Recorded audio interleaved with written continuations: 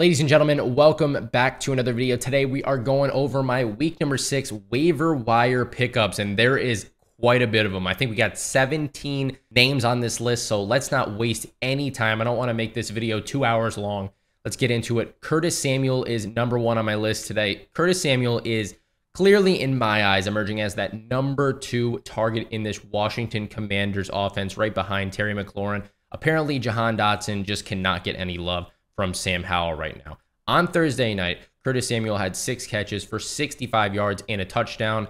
The reason that I really like Samuel so far this season, he has been super consistent, especially in the past 2 games where he's had over 7 targets in both and scored over 18 fantasy points in PPR scoring formats in both of these matchups.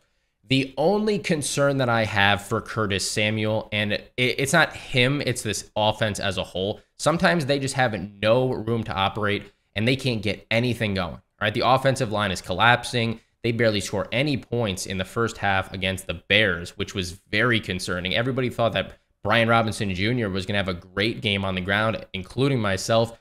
That's the great thing about football. You never know what's going to happen. The Bears came to play, and the Washington Commanders certainly did not, at least in the first half. The next game for the Commanders is against the Atlanta Falcons. Of course, you don't love that matchup at all. The Atlanta Falcons have a great passing defense. I'd expect A.J. Terrell to follow around Terry McLaurin, which could leave some openings for Curtis Samuel to work. Then after that, they end up going to play the Giants, which is a great matchup for them. And then the Eagles, who you saw, they passed well against. All right, these are not insane matchups. Even though the Eagles have a great D-line, they do leave some openings in the passing game. Moving on to Josh Downs. I'm not going to lie. He has some brutal matchups coming up here. First, against the Jaguars next week isn't a terrible matchup, but then he goes to play the Browns, the Saints, and the Carolina Panthers. All have good passing defenses. Right now, Josh Downs, he's moving his way up the ladder. He is sliding into that wide receiver 2 role right behind Michael Pittman Jr. Alec Pierce hasn't done anything all season so far. Alec Pierce has averaged 3.2 targets per game so far, while Downs is averaging 6.6 targets per game. So over double the target share of Alec Pierce, and in the one game that Minshew started for Anthony Richardson when he was out, he had 12 targets. Very sad to see that Anthony Richardson hurt his shoulder. I don't know how many weeks he's going to be out, but for now, the starter will be Gardner Minshew. Another stat to note is that Downs' average yards of separation is 5.19 yards, which is way higher than the league average of 2.94. My only problem with Josh Downs right now is I'd like to see him on the field for more snaps. He only played 47 out of a possible 66 snaps, which isn't horrible, but Alec Pierce and Michael Pittman Jr. are on the field much more. They play almost every snap in this offense. Also, I would imagine the more Jonathan Taylor ends up playing in this offense, there's going to be some targets heading his way. It shouldn't take away too much. There should be a still viable number 1 and 2 wide receiver on this Colts offense, though. Next up, we have KJ Osborne. Justin Jefferson left the game on Sunday against the Chiefs late due to a hamstring issue. They said it's still very early and are still unsure when he will return. Hopefully, he doesn't miss too much time at all. I have him on a lot of my fantasy teams. I am really praying that he does not miss a lot of time, because that would be a killer to most of my lineups and a lot of yours, I'm sure. But overall, his health comes number 1. But if he were to miss time in this situation, Jordan Addison and KJ Osborne are going to spring into that spot and get a lot more action in their roles, respectively. The bad news is that the Vikings offense has looked horrible so far this season. Kirk Cousins hasn't had any time in the pocket. He is just getting swallowed up in the backfield every single time he goes to throw the ball, getting hit. Not good at all. The good news, though, is their next game is against the Chicago Bears, who don't have a great defense at all. All right. Osborne saw 9 targets against the Chiefs when Jefferson was having his off game, and then he ended up leaving. Also, he saw the most snaps on the team as well as the most routes ran. So he is on the field for a good amount of time, and usually with more playing time comes more targets. And in this situation, that did follow through. If you need a Jefferson replacement, I think you go out and get KJ Osborne, but you're hoping not to start him past that Bears game. All right, you would obviously rather have Justin Jefferson in any scenario, but KJ Osborne, I guess he'll do for a week or 2. Next, we got to talk about Logan Thomas. All right, talk about a target machine for the Commanders on Thursday night. 11 targets, which led to 20.7 PPR fantasy points. Overall, throughout the season, Thomas hasn't been anything amazing, but he is consistent at not dropping duds at the tight end position. I've been saying this since the beginning of time at the tight end position. There is only a handful of good tight ends in this league. So if you don't have one of those guys and you need an option at tight end, Logan Thomas could be plugged into that spot. Next week, he goes up against the Atlanta Falcons. They have a tough defense overall, like we were talking about with Curtis Samuel, but Dalton Schultz just had a great game at the tight end position against this Falcons defense. So it gives me a bit of hope for Thomas to, carry over that performance he had on Thursday night into the next week. Also, he plays about just as many snaps as Terry McLaurin and Jahan Dotson on this offense, so he will get the targets and he will get the opportunities. He seems to be Sam Howell's safety blanket, at least on Thursday night he did. Let's hope that carries over to next game if you end up playing him. Taj Spears is next up on our list. We've been talking a lot about how Taj Spears has been consistently keeping up with Derrick Henry in terms of snap count, and this week it finally paid off. Derrick Henry played 37 snaps to Spears' 32 snaps, but Spears was the one who finally found the end zone in this one and scored more fantasy points in all formats. Spears ended up with 16.9 PPR fantasy points and was more effective running and pass catching than Henry was in this game as well. The week to sell Derrick Henry, I think, was last week when he had his breakout game. There will be good Derrick Henry weeks. Don't get me wrong. He is not going to be useless, but this is most likely a case in this Titans offense where one of these guys is going to have a good week almost every single time because they run the ball so damn much. I still think it's a great idea for Henry fantasy owners. At the very least, go out and get Taj Spears for your bench. Just if you don't want to start him, I totally understand. If you want to start both of these guys, I would also understand. But just as a little insurance policy, go out and get Taj Spears. And if you don't have Derrick Henry in that situation, get Taj Spears because he might turn into a starter later on in the season if anything happens to Derrick Henry. Okay? Next up, we have Roshan Johnson. Roshan was trending in the right direction in terms of his snap count up until that week 4 game against the Broncos when Khalil Herbert took over. He had a great fantasy game. But this Thursday night against the Washington Commanders, Herbert suffered an ankle injury. He fell backward on it awkwardly. It was a terrible pass by Justin Fields. Honestly, kind of hurt his own guy right there. He's expected to miss multiple weeks. So as it stands right now, Johnson has a concussion. But if he can make a return by this Sunday, then he should be the starting running back in this backfield until Khalil Herbert returns. The good news for Roshan Johnson owners is that concussions usually don't carry over to any fantasy impact in following weeks. So he shouldn't have any fantasy drop-off in terms of points. Also, their matchups aren't horrible these next 3 weeks. They go against the Vikings, the Raiders, and the Chargers. And by the way, Roshan Johnson is a solid pass catcher. He's shown it in the few games that he's played in so far when given the opportunity. So he is going to provide a little more fantasy value in those PPR leagues. Next player up on our list, we have Joshua Palmer. Now that Mike Williams is out for the year with that ACL injury, Palmer and Quentin Johnson are going to have to step up in his place, obviously, along with Keenan Allen, who's going to be the #1 wide receiver and was the #1 wide receiver even before Mike Williams got hurt. If I had to pick out of these two, I'd pick Josh Palmer. Palmer was on the field a lot more than Quentin Johnson in their first game without Williams in week number 4. Even in the game against Las Vegas, all right, Johnson only saw 3 targets while Palmer saw 8 targets, which is definitely a little bit concerning for me if you went out and picked up Quentin Johnston over Josh Palmer. Like I said, I'd probably prefer Josh Palmer at the moment. Kellen Moore, though, has gave this offense that spark that it was missing. They are scoring so many points. Very exciting offense right now to watch. Now, I'm sure once Austin Eckler is back in week number 6 that he's going to take a good amount of targets away from these receivers, but Josh Palmer should definitely be added at least as a bench stash for right now. They got a tough matchup going against the Dallas Cowboys next week, even though they just got torched by the 49ers on Sunday night. I will say that. Next up, we have Matthew Stafford. If you need a little quarterback option, the quarterback position on waivers is a little bit slim right now, I'll say. Matt Stafford had a solid game against the Eagles, though. 21 for 37, 2 touchdowns, and no interceptions. The reason that his fantasy score didn't really reflect how well he played is because the Eagles held onto the ball for almost 38 minutes of this game, while the Rams only had the ball for just over 22.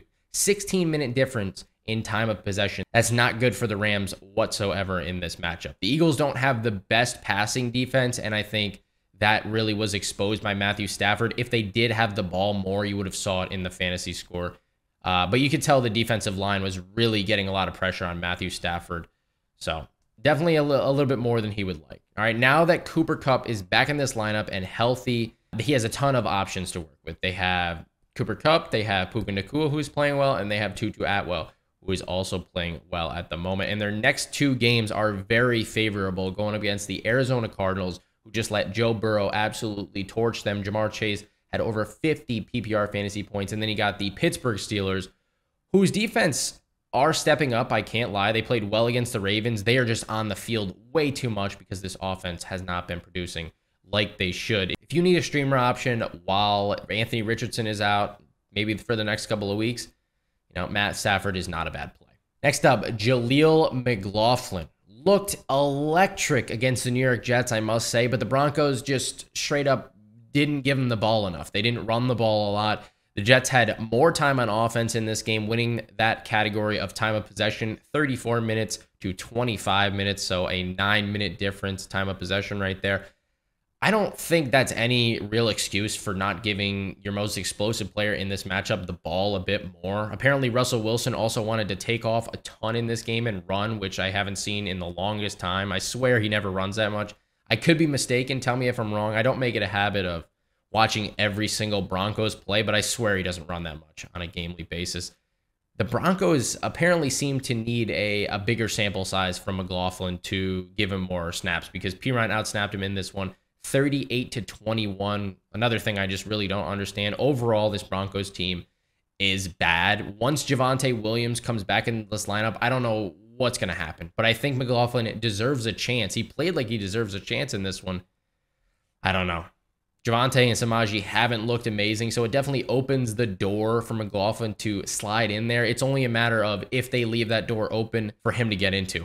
That's my main problem right now. But anyways, go out and get him off waivers just in case he springboards into that #1 role at running back. Next up, we have Justice Hill on the Ravens. I'm going to be honest with you guys. I don't love any running backs on this team right now, but if you had to pick up one, it should probably be Justice Hill. It's pretty clear after this week, Gus Edwards is not good for catching any passes. He's just going to run straight downhill the entire game. All right, Hill was coming off a week where he was limited in practice for the most part and still ended up playing more snaps than Gus and running more routes, of course. This is not a shocker, by the way. We knew Gus Edwards was not the pass-catching type of running back. I just thought he was going to get more action since Hill was limited. I guess that was not the case. If you're not a pass-catching running back in this league, it really kind of hurts your value in terms of fantasy football standpoint. So Gus Edwards, probably staying away from him for the time being. I guess Justice Hill is the guy you want. But Lamar Jackson is really the guy you want. Let's be very clear about that. Lamar Jackson is the best running back on that Ravens team. Next up, we have Jonathan Mingo. Mingo is a very interesting option for me. All right, there's no arguing that Adam Thielen is the #1 wide receiver on this team. I don't even think it's close.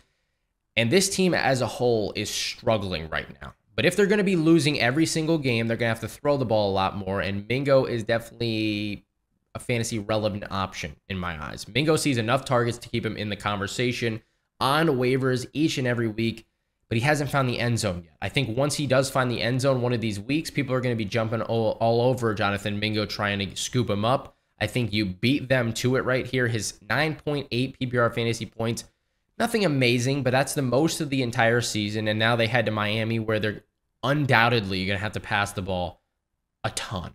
All right. They're going to be losing this game. If they're not losing this game, I'm going to be shocked. All right. So Bryce Young's going to have to throw the ball a ton. Also, Miles Sanders, Chuba Hubbard, they are really struggling on the ground right now. So they're not getting anything going on the ground. Bryce Young has to throw the ball a lot. Jonathan Mingo, not a bad option. Next up, we have Zach Charbonnet. With the Seahawks on a bye week right now, I really doubt that anyone has their eye on Zach Charbonnet and picking him up. So far, Kenneth Walker is still dominating these snaps, so it's going to turn a lot of people off of Charbonnet, but he has looked great every single opportunity that he has gotten so far up to this point in the season. I don't think you can start Charbonnet right now, of course. He is an insurance policy for every Kenneth Walker fantasy owner. You need to go get this guy and stash him on the bench. He could be a breakout candidate later in the season. Next up, Rashied Rice. So far in this season, there really hasn't been any Chiefs pass catchers worth starting in your lineups. The closest thing to it so far has been Rashied Rice, believe it or not. Rice is only behind Travis Kelce right now for catches on the team and is the most targeted wide receiver in the red zone, which is promising. He hasn't fully broken out yet, so I would roster him just in case Mahomes starts looking his way a bit more. The main problem, though, isn't that Mahomes isn't targeting him enough. It's the fact that Rashied Rice is only on the field for about 33% of snaps, especially on Sunday against the Minnesota Vikings. If he can wiggle his way onto the field a bit more, get a bit more playing time as the weeks go on, he could easily slide into that #1 wide receiver role for this team the rest of the year. Marquez Valdes-Scantling right now and Sky Moore are just running cardio at this point. So it's Rashied Rice, maybe Kadarius Toney in deeper leagues, but Rashied Rice would be the guy for me that I want. Next up, we have Kendrell Miller. Really should only be a handcuff option most weeks because Kamara dominates the workload. But he did put in a good performance on Sunday against the Patriots in a blowout win. The Patriots as a team right now, they can't get anything going. So this is no surprise. Nonetheless, Kendrell ended with 13 fantasy points in PPR scoring formats. If you see the Saints going up against a really poor offense and they're going to be on the field a lot of the time, then I would consider Kendrell Miller as a deep flex option. But as of right now, I think you go out and add him, sit him on your bench until, if anything happens to Kamara, you can play Kendrell Miller. But, he's kind of an insurance policy, similar to a Zach Charbonnet in my eyes right now. Next up, we have Dalton Schultz. He's actually over that 50 percentile rostered threshold that we have in these videos, so I'm not going to talk too much about him. CJ Stroud, though, has been playing really great recently, which is making almost everybody on this offense's stock rise on a weekly basis. So 1 week it's Nico Collins, 1 week it's Tank Dell. This week it happened to be Dalton Schultz. He saw 10 targets against the Falcons, which was their leading scorer in terms of fantasy points and had the most targets on the team there. Like I said, there's just so many offensive weapons on this team. You can't be completely sure who is going to go off, but there are only a handful of good tight ends, like we talked about earlier, in fantasy. Dalton Schultz, not a bad option off waivers here if you don't have one of those elite tight ends. Next is Amari DiMercado. I would add him only if you have James Conner and you want an insurance policy in case he doesn't play next week. If you're unaware, James Conner left the game Sunday against the Bengals with a knee injury, but it didn't seem to have him in a huge amount of pain on the sidelines, which is good to see for Conner fantasy owners. He's also shown that he is a solid pass catcher, DiMercado that is, and he just hasn't had too many opportunities up to this point. I wouldn't be too worried about James Conner losing his job anytime soon or any playing time if he's fully healthy. All right, DiMercado is a solid little handcuff option, but nothing more at the moment. Last but not least, we have Jameson Williams. Jameson only saw 28 out of a possible 60 offensive snaps against the Panthers. This was a blowout the entire game. So that's probably why he didn't see more targets. I would definitely have him rostered in almost every league, but I don't expect him to see a ton of action for at least a few more games here. He will be a solid option heading down the line alongside Amon-Ra St. Brown, I'll say that. But the Detroit Lions plan is so clear. It's clear as day right now. They want to run the ball a lot with David Montgomery. They're going to get Jahmyr Gibbs involved. You almost need this Lions team to fall down early in games so they have to pass the ball a lot more. But we haven't seen that yet this season. We haven't seen that, so we can't really predict if that'll happen. Their schedule is not the hardest in the world, I will say. So if the Lions are just going to stay up early, then it's going to be a lot of David Montgomery work and a lot less work for these receivers. So hold Jameson Williams on your bench for right now. Anyways, guys, if you enjoyed this video, learned anything new, as always, make sure to drop a thumbs up. Subscribe to the channel if you are new. We're on the road to 3,000 subs. I will catch you in tomorrow's video. Peace.